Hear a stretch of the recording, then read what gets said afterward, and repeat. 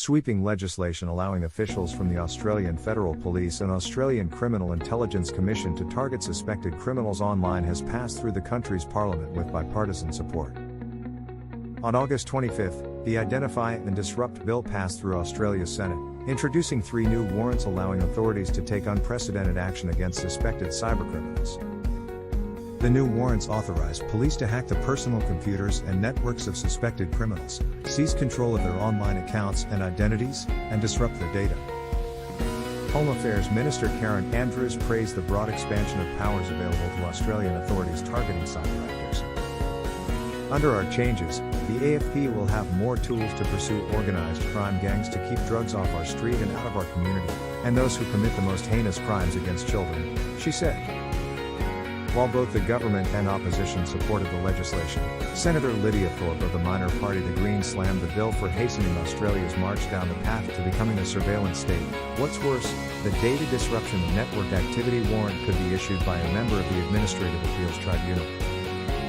It is outrageous that these warrants won't come from a judge of a superior court, she added.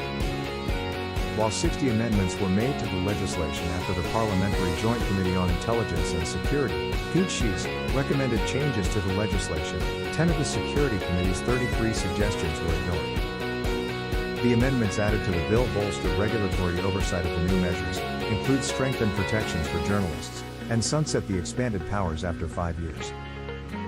However, calls for warrants to be approved exclusively by judges were excluded from the legislation.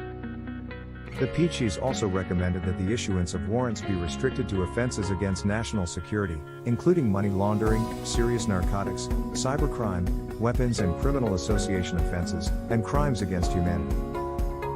However, the finalized bill does not include amendments that reduce the scope of offenses in this way. The government has pledged to revisit the PJCIS's recommendations through a broad reform of the intelligence surveillance apparatus. Related, Australian hacker sentenced to 2 years in prison for $300,000. XRP TheftShadow Assistant Minister of Cybersecurity Tim Wilson described the PJCIS rejected recommendations as offering an important constraint on authorities exercising the new powers, stating,